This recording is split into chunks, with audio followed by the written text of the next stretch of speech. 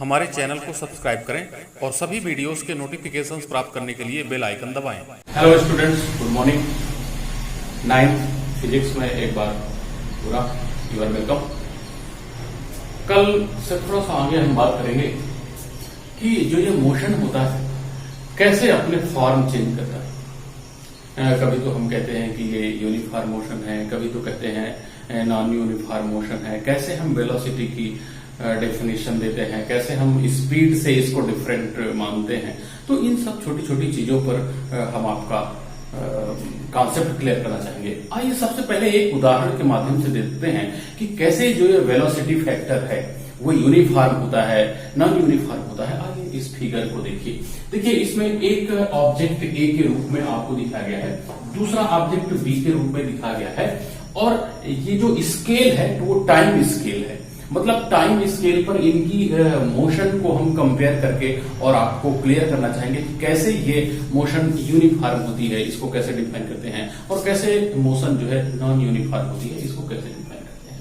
देखिए ये time scale आपका बना हुआ है, ये 5 सेकंड है, ये 10 सेकंड है, ये 15 सेकंड है, 20, 25 एक्सेट्रा। और ये जो ए ऑब्जेक्ट है ये फर्स्ट 5 सेकंड में, अब यहां आप ध्यान दीजिएगा, ये फर्स्ट 5 सेकंड में 5 मीटर की डिस्प्लेसमेंट जो है आपको एक्सप्रेस करती है। अगले 5 सेकंड में भी, यानी आफ्टर 10 सेकंड जब आप पाते हैं तो ये 10 मीटर एक्सप्रेस करती है।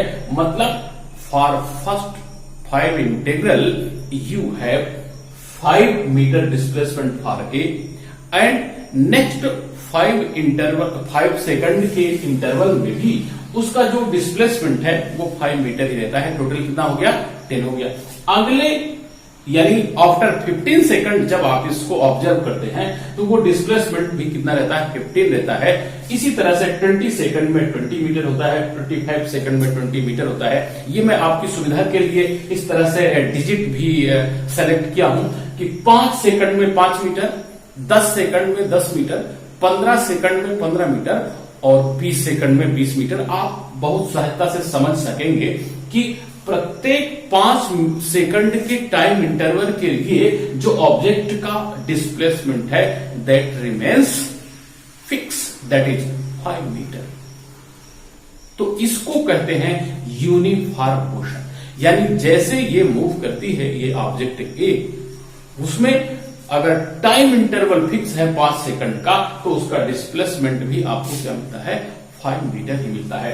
कंपेयर करिए बी का जो मूवमेंट है वो देखिए, बी का मोशन है वो कैसे होता है वो देख लीजिए। वो देखिए, आप देखिए कि इस 5 सेकंड के बाद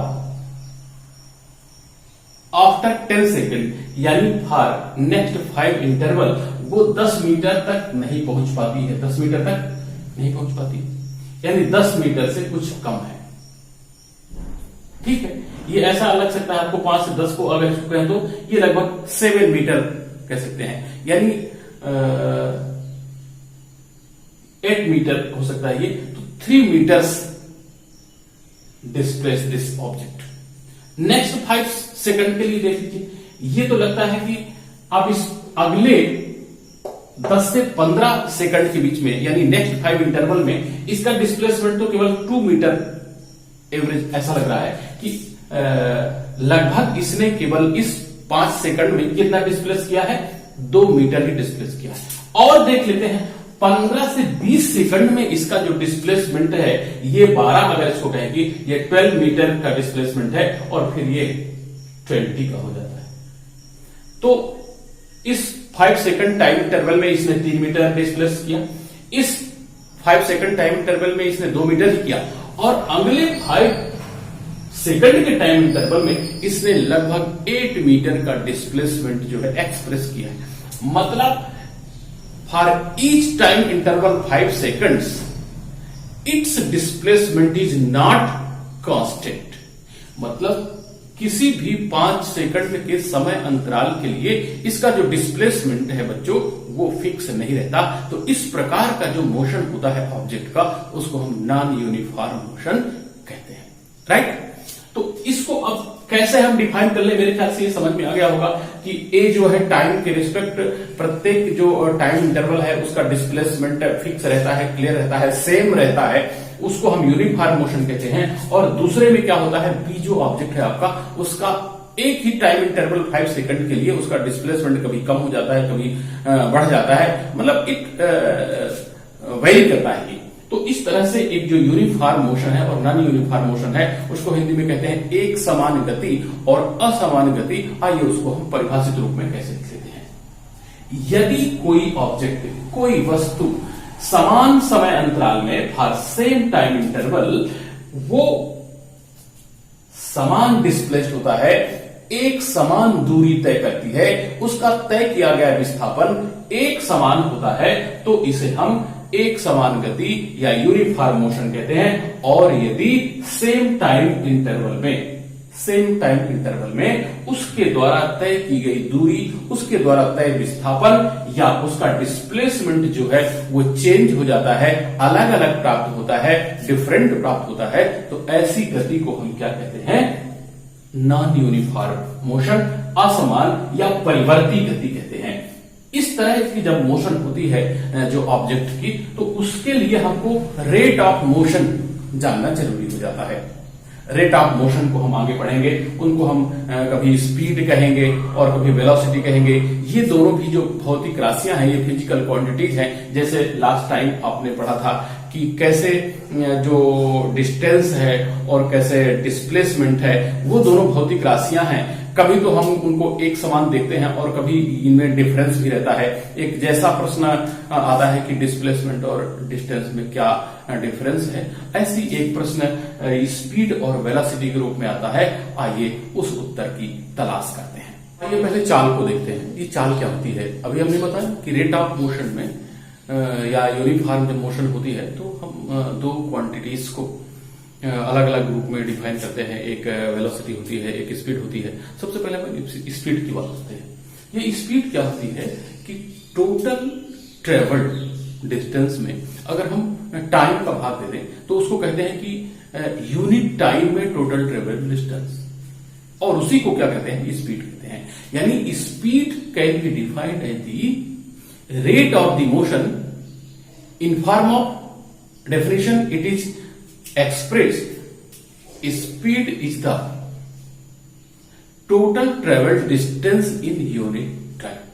इस तरह से इसको डिफाइन करते हैं कि ऑब्जेक्ट या वस्तु के द्वारा इकाई समय यूनिट टाइम में टोटल ट्रेवल डिस्टेंस, कुल तय दूरी को ही हम स्पीड या चाल कहते हैं।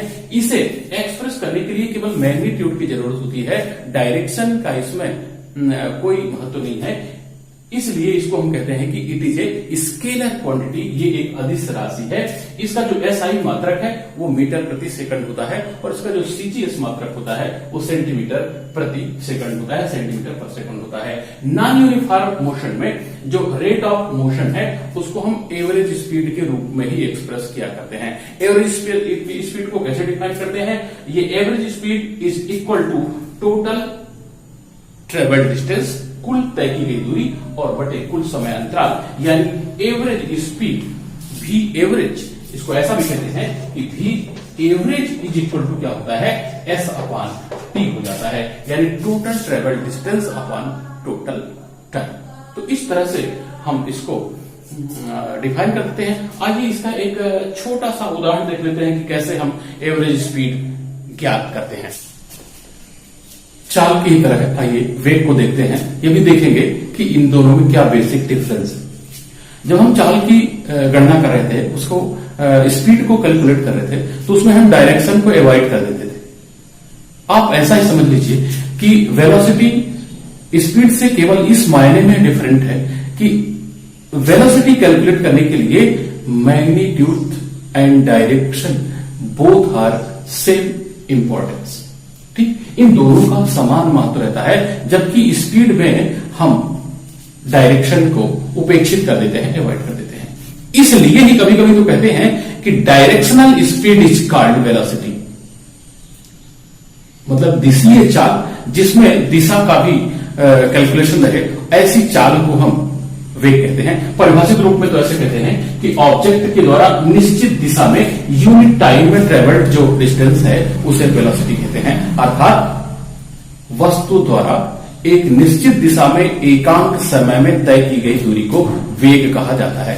अब देखिए इसमें वेरी क्लियर कि वेग में क्या है, आप डायरेक्शन को जो है महत्व दे रहे हैं, निश्चित दिशा में, इन डेफिनेट डायरेक्शन। इसलिए ये कैसी राशि होती है, वेक्टर क्वांटिटी होती है, जबकि स्पीड क्या होती है, स्केलर क्वांटिटी होती है। तो इस तरह इसमें भी जो मात्रक की अपन बात करते हैं तो जो मात्रक स्पीड का होता है ठीक वही मात्रक, सेम वही यूनिट जो होती है, एसआई यूनिट इसकी भी मीटर सेकंड होती है, मीटर पर सेकंड होती है, और उसी स्पीड की तरह सीजीएस सिस्टम में भी इसका भी यूनिट जो होता है सेंटीमीटर पर सेकंड होता है।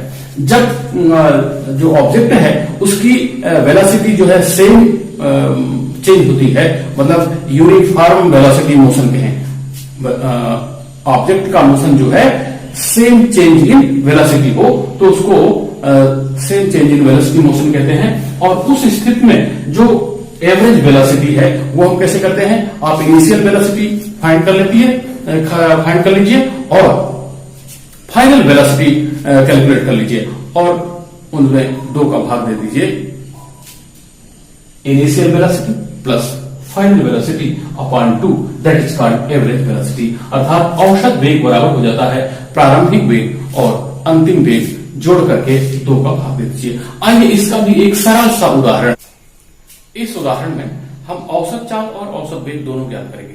देखिए उदाहरण है कि उषा एक 90 मीटर लंबे तालाब को पार करती है। कैसे पार करती है, उसमें ये दिया हुआ है कि सीधे जाकर पुनः उसी बिंदु तक लौट आती है। उसका एक अर्थ है, ए पॉइंट से उसने चलना प्रारंभ किया, बी पॉइंट तक गई, कितनी डिस्टेंस हो गई 90 मीटर, और बी से पुनः वो सीधे जब आती है तो वो भी डिस्टेंस कितनी हुई 90 मीटर हुई, लेकिन जब वो बी से पुनः ए तक आ जाती है तो डिस्प्लेसमेंट कितना हो गया, 0 मीटर हो गया। इसलिए हम दोनों चीजें जब निकालेंगे तो हमें यह ध्यान रखना पड़ेगा कि distance and displacement are both not same thing, these are different. तो डिस्टेंस क्या है, total length of the path है, और डिस्प्लेसमेंट क्या है, minimum distance between initial stage and final stage. तो इनिशियल पॉइंट भी क्या है, ए है, और फाइनल पॉइंट भी क्या है, ए है। मतलब ए से चलकर चाहे जितनी बड़ी दुनिया आपने तय कर ली है, आप अगर उसी पॉइंट पर आ जाते हैं तो योर टोटल डिस्प्लेसमेंट इज 0।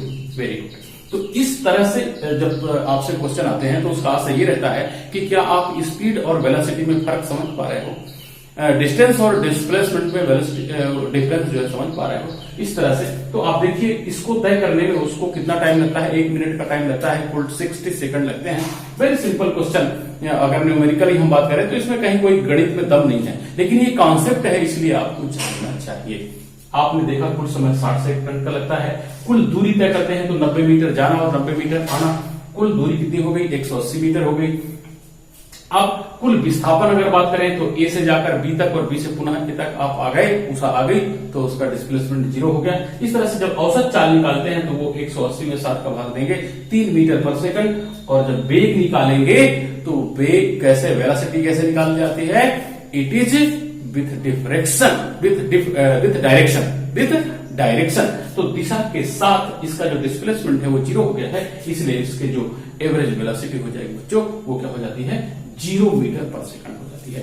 तो इस तरह से आज हमने पढ़ा कैसे जो यूनिफॉर्म मोशन है उसको डिफाइन करते हैं, नॉन यूनिफॉर्म मोशन है उसको डिफाइन करते हैं, वेलोसिटी क्या होती है यानी रेट ऑफ मोशन में कैसे हम इसको कैलकुलेट करते हैं, वेलोसिटी क्या होती है, स्पीड से कैसे डिफर होती है। कभी कभी बच्चों इस जो पूरी कॉन्सेप्ट आज हमने डिस्कस किया है उसको एक सिंपल से क्वेश्चन में समेट दिया जाता है, difference between speed and velocity. आप वही 3 तरह से पॉइंट, पहले में डेफिनेशन दे दीजिए, दूसरे में ये कहिए कि ये स्केलर है, ये वेक्टर है, और तीसरे में यूनिट दे दीजिए कि इसका एसआई यूनिट क्या है, उसका एसआई यूनिट क्या है। दोनों के सेम यूनिट रहते हैं, चाहे एसआई यूनिट हो चाहे सीजीएस यूनिट हो। फिर इनका कंपेरिजन कर दीजिए कि वेलोसिटी जो है वो कैसे 0 हो जाती है, मिनिमम हो जाती है, और स्पीड क्या है, कैसे मैक्सिमम हो सकती है। तो इस तरह से ये जो स्पीड और वेलोसिटी का ये जो कॉन्सेप्ट है ये आपका क्लियर होता है। आगे फिर एक नई अवधारणा पर बात करेंगे मोशन के तीसरे में। इसका ग्राफिकल एनालिसिस होता है। जो अपन मोशन की बात करते हैं तो आगे ग्राफिकल मोशन को बड़े ही मजेदार ढंग में अपन लोग एक्सप्लेन करेंगे। देखते रहिए द्विवेदी फिजिक्स और इसी तरह से एकदम आसानी से आपकी फिजिक्स कंप्लीट हो जाएगी।